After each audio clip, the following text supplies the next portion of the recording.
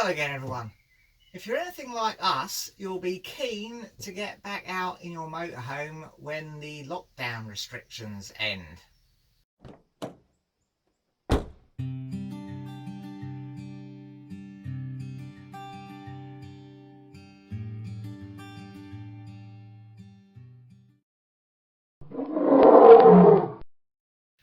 There's a lot of indication and talk that sites may start to reopen in early July if all goes well. But there is also some talk that the facilities blocks won't be open, so you may not be able to go for toilet and showers in the toilet blocks. Now, that may not actually be the case with what I'm reading now. A lot of the caravan and motorhome club sites and the camping and caravan club sites seem to me to be saying that they may well open their facilities blocks. Nevertheless, I do hear that a lot of them are already pretty booked up. Now, we haven't got anything booked at all, and we may not really want to use the facilities blocks if we have a choice not to. We're pretty self-contained here in the van. We've got all our cooking facilities, we've got a nice fridge, we've got obviously a place to sleep and everything, and the toilet works well. And obviously we've got a sink in there, we can have a wash. But ever since we bought the van, there's been no shower head in there, and the shower has been disconnected. Now, I don't want to just connect up a shower head and call it a job, because I think that may well lead to problems, and I'll show you why. Well, welcome to the bog. We've got the toilet there, which we've had no problems with really. That works pretty well. We've got the basin with hot and cold water. Now, I have had to refix that because that was a little bit loose. I just put an extra screw in to hold that on. Still wouldn't want to put much weight onto it really. I had to replace the tap quite early on because that was leaking. And you can see we've got these sort of ropey, well, not ropey, they work pretty well, but these sort of plumbing type connections just hanging there. Also got these sort of dubious wires. Now they go from the water heater up to the control panel through these little holes in the wall. There's some other sort of random holes in the wall. The silicone around the bog is, well, that's not really going to seal anything, is it? So that all needs redoing. And really there's sort of 101 little holes and bits and pieces where things have been previously fixed that I really want to get rid of. And my thought really is just to line this out. Hello, there's me. In some sort of internal cladding, but it has to be lightweight cladding. Now the van itself is a dry van. I've had no problems with damp at all as far as I know. I know people who've said that, and then when they start work they find a load of damp, so fingers crossed. But she seems pretty rock solid, so I don't really want to introduce any damp by starting to use the shower. So I really want to be quite careful about getting this all sealed up before we do. So I've been on the internet and I found a company that does white hygienic cladding, and I've ordered the thinnest possible one they do to save weight. It's 1.5 millimeters thin. It's just a sort of PVC type material. It's got a gloss white finish, and they do some edge trims and corner trims and bits and pieces. So I've ordered some of them. You just stick it on with like a panel adhesive. So I've ordered the panel adhesive that they recommend for that, and hopefully that will make it a nice watertight cubicle. We've just got to wait for it to arrive. Well, I've had a bit of a delivery. I'll go and get it and show you.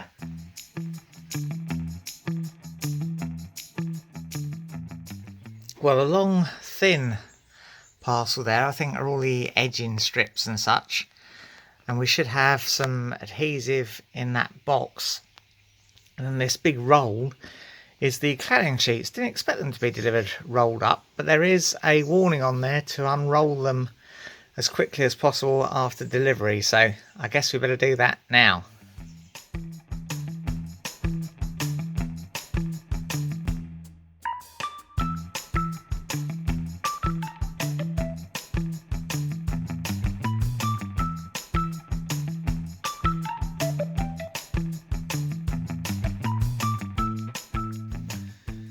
Well, the first thing to do is to empty that bathroom area of all the stuff that's stored in there. So I'm going to start by collecting up all the washing stuff and bits and pieces in this bag, and I'll store that in the house while we're doing the work.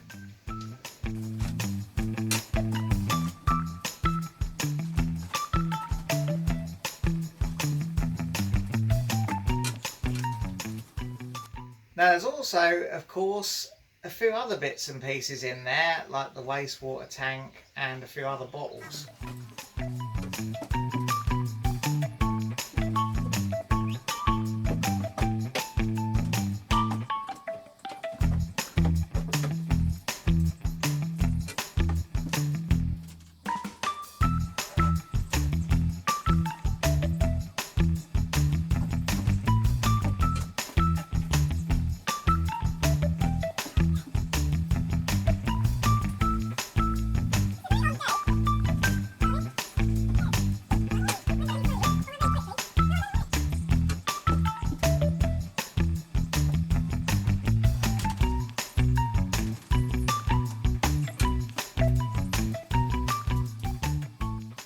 There's also some other camping bits and pieces in there.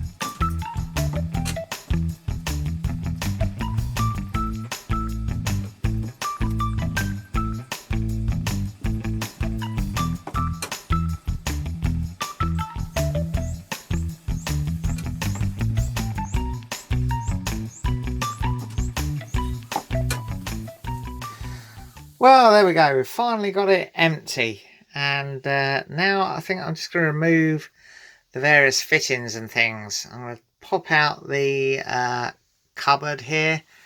This little picture is screwed on. I'm going to try and take off the rail for the shower, and probably the bog roll holder as well there, and just get as much stuff off the walls as I can. There's a sort of roller blind thing there as well. That doesn't really work. You can pull it down, I think. Can you pull it down? Yeah, you can pull it down, but it's lost its... Yeah, it just goes straight back up again. Don't know if you really need it. We've never felt the need for it. Anyway, let's strip that all out.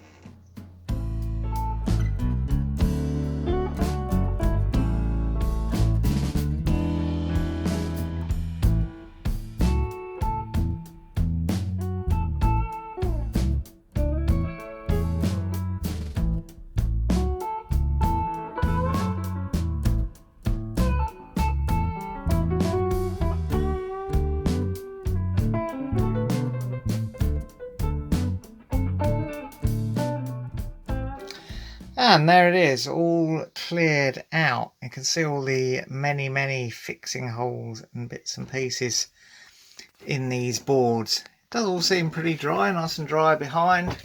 All the screws came out dry, so I don't think we've got any rot spotted doing that.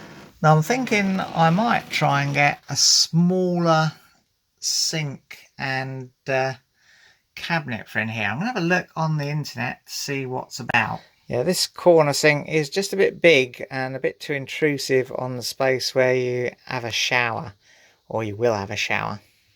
Anyway, yeah, that's it for tonight. I'm going to head in and I'll carry on with this maybe tomorrow. Well, that's all for now. If you enjoyed it, press like. Subscribe if you want to see some more. And ring the bell to be notified when we upload something new.